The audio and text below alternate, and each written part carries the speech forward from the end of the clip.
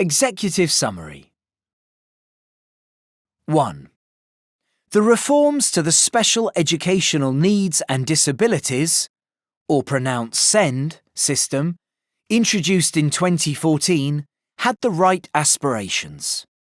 An integrated 0 to 25 system spanning education, health and care, driven by high ambition and preparation for adulthood. Since 2014, there is much to celebrate.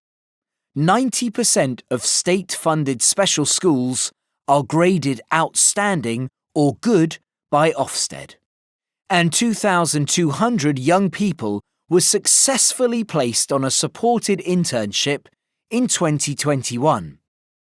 As we have seen, particularly over the course of the pandemic, the system is driven by a hard-working and dedicated workforce who are committed to delivering excellent support for children and young people with SEND. 2. But despite examples of good practice in implementing the 2014 reforms, this is not the norm, and too often the experiences and outcomes of children and young people are poor.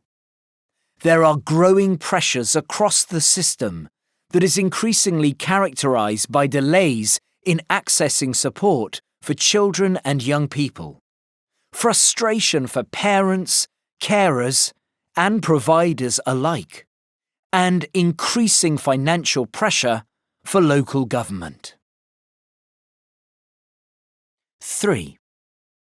The government commissioned the SEND review in September 2019 as a response to the widespread recognition that the system was failing to deliver improved outcomes for children and young people, that parental and provider confidence was in decline, and that, despite substantial additional investment, the system had become financially unsustainable.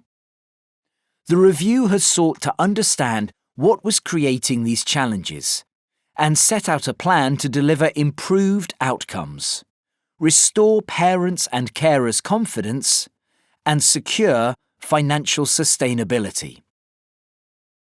4. Over the course of the review, we have listened to a wide range of people from across the SEND system, including children, young people and their families, early years providers, schools and colleges, local authorities, health and care providers, and voluntary organisations. We have considered a child's journey through the SEND system, from early years through to further education. 5. As the review progressed, it became clear that alternative provision is increasingly being used to supplement the SEND system, to provide SEN support, as a temporary placement while children and young people wait for their Education, Health and Care Plan (EHCP) assessment, or because there is insufficient capacity in special schools. We have therefore looked at the specific challenges facing the alternative provision sector as part of this review. 6. We have also considered how this review can be best implemented alongside reforms to health and social care. This includes the introduction of integrated care systems and wider reforms to adult social care, as well as the forthcoming independent review of children's social care. There is significant overlap between the cohort with SEND and those who interact with the care system. It is therefore important that the education, health and care systems work together effectively to support children, young people and their families. We will consider the response to this consultation in parallel to the independent review of children's social care, to ensure the cumulative implications of reform deliver for children with the most complex needs. There are 3 key challenges facing the SEND system. Challenge 1. outcomes for children and young people with SEN or in alternative provision are poor. 7. Children and young people with SEN have consistently worse outcomes than their peers across every measure. They have poorer attendance, make up over 80% of children and young people in state place-funded alternative provision, and just 22% reach the expected standard in reading, writing and maths. In a 2017 study, special educational needs were more common in children with a mental health disorder, 35.6%, than in those without a disorder, 6.1%. Young people with SEN often have fewer opportunities in later life. By age 27, they are less likely than their peers to be in sustained employment and are at greater risk of exposure to a number of harms, including becoming a victim of crime. Challenge 2. Navigating the SEND system and alternative provision is not a positive experience for children, young people, and their families. 8. We have heard that for too many families, their experience of the SEND system is bureaucratic and adversarial rather than collaborative. Too many parents and carers do not feel confident that local mainstream schools can meet their child's needs. Parents and carers are subsequently frustrated with the difficulties and delays they face in securing support for their child. The system relies on families engaging with multiple services and assessments, making it difficult to navigate, especially for the families of children and young people with the most complex needs. Some families with disabled children tell us they are put off seeking support from children's social care because of fear they will be blamed for challenges their children face and treated as a safeguarding concern rather than receive the support they need. The difficulty faced in navigating children's social care assessments and the lack of consistency in the offer among local authorities can mean that support is often only provided once families reach crisis point. 9. The system is not equally accessible. Parents and carers with access to financial and social resources are often better placed to navigate the system and secure support for their child. Parents and carers of children in alternative provision often have little choice over whether their child ends up in these specialist settings, or whether the support and education being provided meets their child's needs. 10. Despite the heavy emotional and sometimes financial costs associated with tribunals, since 2015, the appeal rate to first-tier SEN tribunals has increased year on year, demonstrating parents and carers' increasing frustration with the system. In the academic year 2020 to 2021, Her Majesty's Courts and Tribunals Service recorded 8,600 registered SEN appeals, an increase of 8% when compared with the previous year. Of the cases the tribunal upheld, 96% were at least partly in favour of the parent or carer, an increase of 2 percentage points on 2019 to 2020. Challenge 3. Despite unprecedented investment, the system is not delivering value for money for children, young people, and families. 11.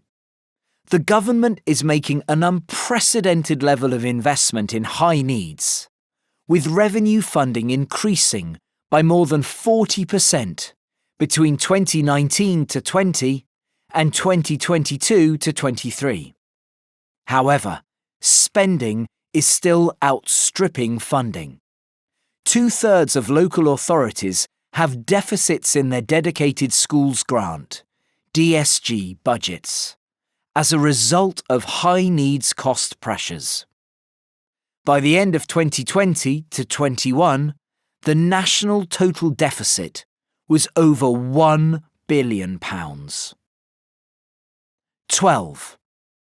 Forecasts show total high needs spending continuing to increase year on year, with recent increases driven predominantly by an increase in the proportion of children and young people with an EHCP, over and above general population change. The government has already announced additional investment of £1 billion in 2022 to 23. Whilst future funding will need to take account of the increasing prevalence of children and young people with the most complex needs, this needs to be balanced with targeting spending more at strengthening early intervention. Investment cannot continue to rise at the current rate, particularly since this is not matched by improved outcomes or experiences for children, young people, and their families. 13. Although only making up a small part of total high needs spending, early years, further education, and alternative provision can be heavily impacted by local funding decisions, over which they can feel they have minimal influence. High needs spending on alternative provision is also increasing, having remained relatively stable in recent years. Inconsistency in placements leads to unpredictable funding from year to year, or even within the same year, limiting the ability of alternative provision settings to plan and invest in services. A vicious cycle of late intervention, low confidence, and inefficient resource allocation is driving these challenges. 14. For children, young people, families, and providers, there remains significant inconsistency in how children and young people's needs are met, with a lack of clarity around what services can be expected and who provides them. Too often, decisions are made based on where a child or young person lives or is educated, rather than their needs. This is most prominent at school level, with the school that a child or young person attends accounting for more than half the chance of a child being identified with special educational needs. 15.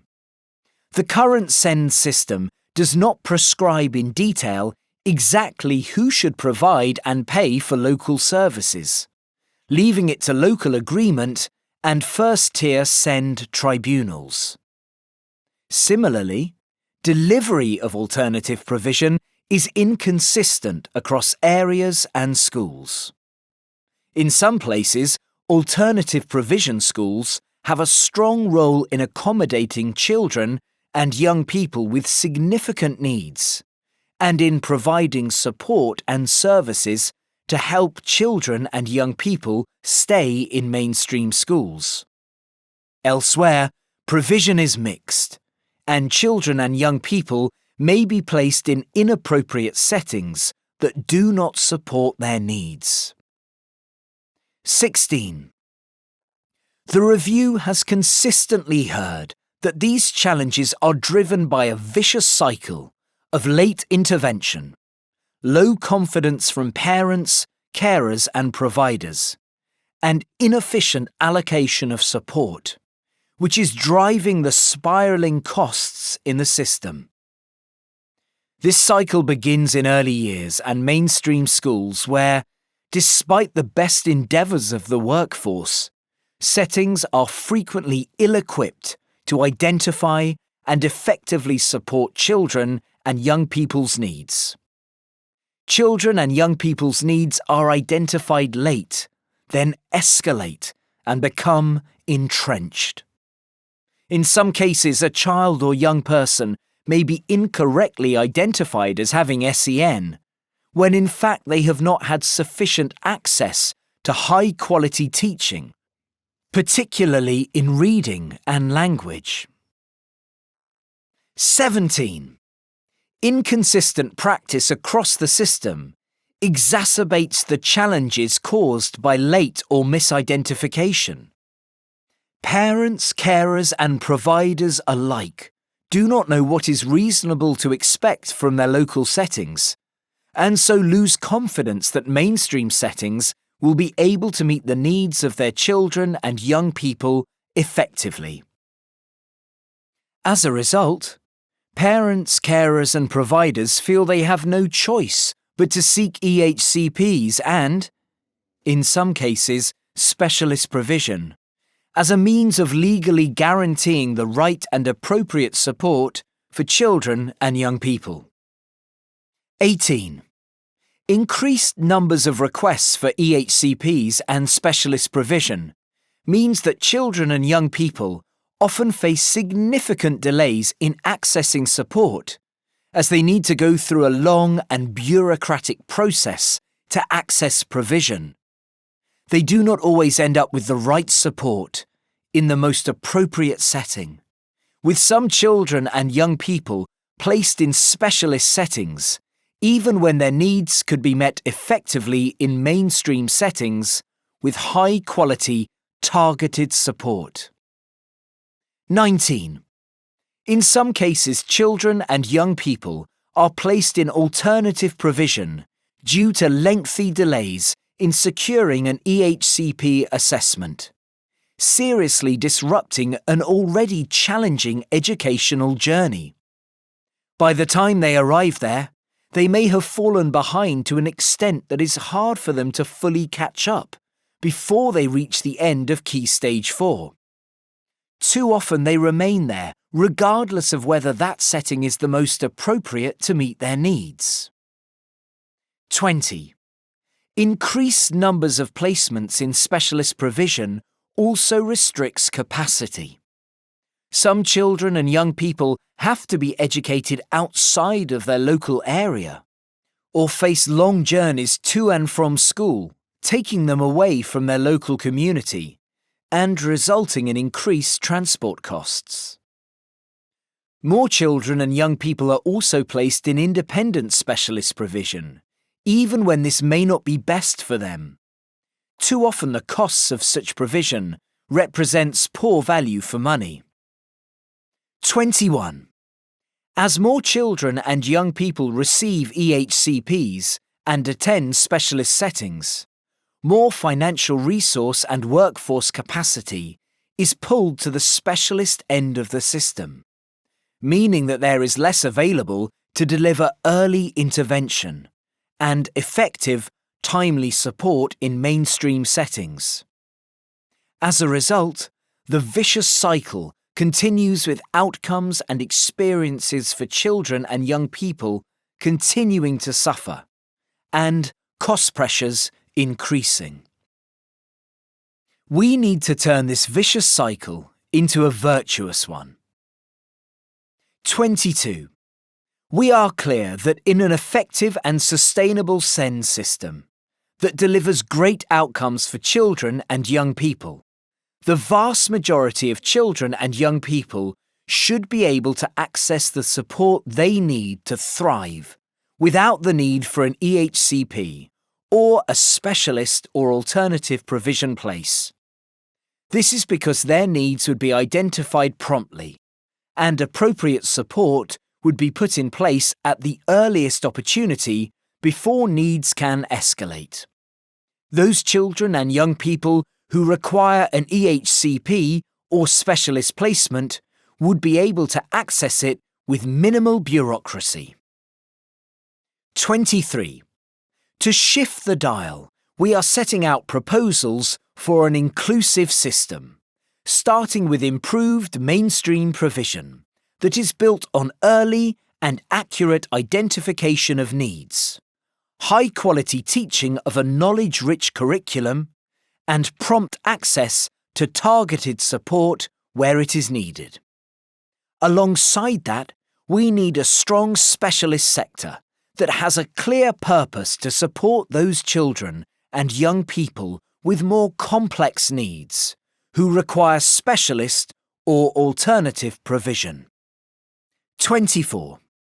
We need to deliver greater national consistency in the support that should be made available, how it should be accessed, and how it should be funded. We need a system where decision-making is based on the needs of children and young people, not on location. This must be underpinned by strong co-production and accountability at every level, and improved data collection to give a timely picture of how the system is performing, so that issues can be addressed promptly. This Green Paper sets out an ambitious plan for how we will deliver a more inclusive SEND system. A single national SEND and alternative provision system. 25. We propose to establish a new national SEND and alternative provision system, setting nationally consistent standards for how needs are identified and met at every stage of a child's journey across education, health and care. Review and update the SEND Code of Practice to ensure it reflects the new national standards to promote nationally consistent systems, processes and provision. Establish new local SEND partnerships, bringing together education, including alternative provision, health and care partners with local government and other partners to produce a local inclusion plan, setting out how each local area will meet the national standards. Introduce a standardised and digitised EHCP process and template to minimise bureaucracy and deliver consistency. Support parents and carers to express an informed preference for a suitable placement by providing a tailored list of settings drawn from the local inclusion plan, including mainstream, specialist and independent, that are appropriate to meet the child or young person's needs. Streamline the redress process, making it easier to resolve disputes earlier, including through mandatory mediation, whilst retaining the tribunal for the most challenging cases. Excellent provision from early years to adulthood. 26. We will increase our total investment in schools' budgets by £7 billion by 2024 to 25, compared to 2021 to 22, including an additional £1 billion in 2022 to 23 alone for children and young people with complex needs. Consult on the introduction of a new Special Educational Needs Coordinator, SENCO, National Professional Qualification, NPQ, for school SENCOs, and increase the number of staff with an accredited Level 3 SENCO qualification in early years settings to improve SEND expertise. Commission analysis to better understand the support that children and young people with SEND need from the health workforce, so that there is a clear focus on SEND in health workforce planning. Improve mainstream provision, building on the ambitious Schools White Paper, through excellent teacher training and development, and a What Works evidence programme to identify and share best practice, including in early intervention. Fund more than 10,000 additional respite placements through an investment of £30 million, alongside £82 million to create a network of family hubs, so more children, young people and their families can access wraparound support. Invest £2.6 billion over the next 3 years to deliver new places and improve existing provision for children and young people with SEND, or who require alternative provision. We will deliver more new special and alternative provision free schools, in addition to more than 60 already in the pipeline. Set out a clear timetable that, by 2030, all children will benefit from being taught in a family of schools, with their school, including special and alternative provision, in a strong multi-academy trust, MAT, or with plans to join or form one, sharing expertise and resources to improve outcomes. Invest £18 million over the next 3 years to build capacity in the supported internships programme and improve transitions at further education by introducing common transfer files, alongside piloting the rollout of adjustment passports to ensure young people with SEND are prepared for employment and higher education. A reformed and integrated role for alternative provision. 27. We propose to make alternative provision an integral part of local SEND systems by requiring the new local SEND partnerships to plan and deliver an alternative provision service focused on early intervention. Give alternative provision schools the funding stability to deliver a service focused on early intervention by requiring local authorities to create and distribute an alternative provision-specific budget. Build system capacity to deliver the vision through plans for all alternative provision schools to be in a strong multi-academy trust, or have plans to join or form one, to deliver evidence-led services based on best practice, and open new alternative provision-free schools where they are most needed.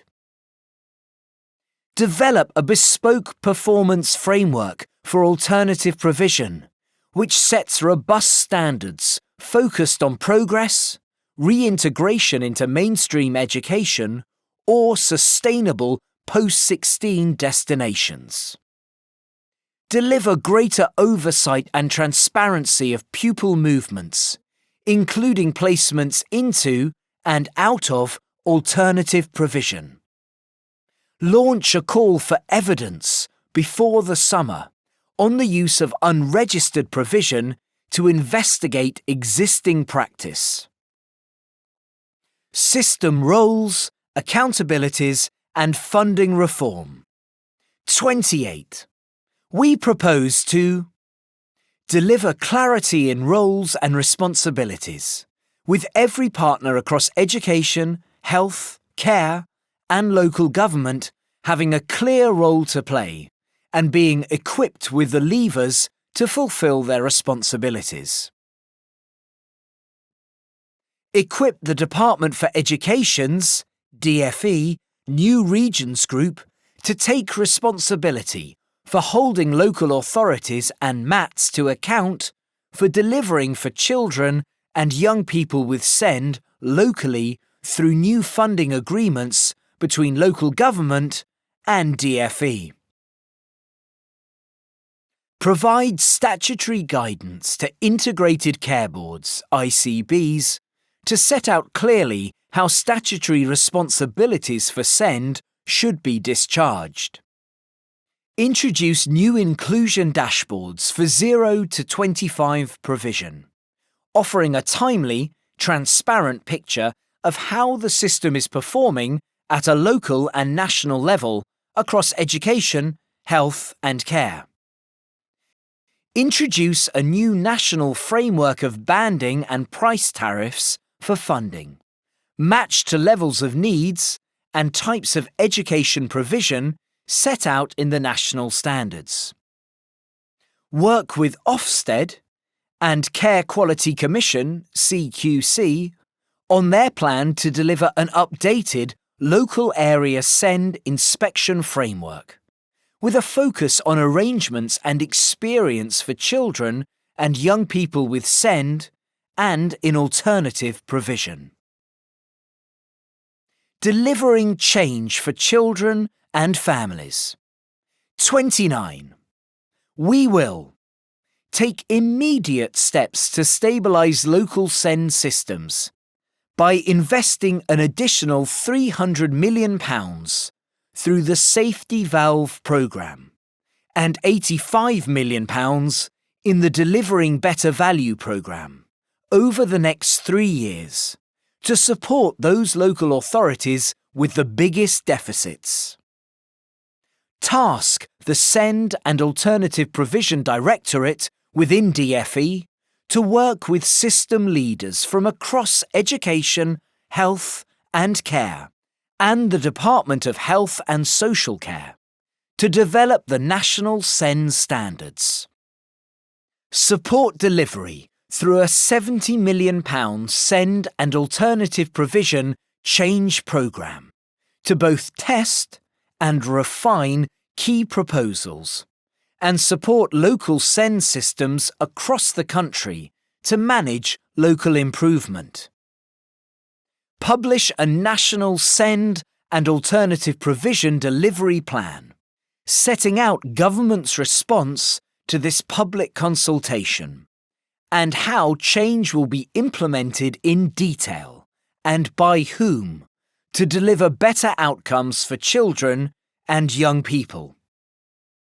Establish, for implementation of the National Delivery Plan, a new National SEND Delivery Board to bring together relevant government departments with national delivery partners, including parents, carers and representatives of local government, education, health and care, to hold partners to account for the timely implementation of proposals.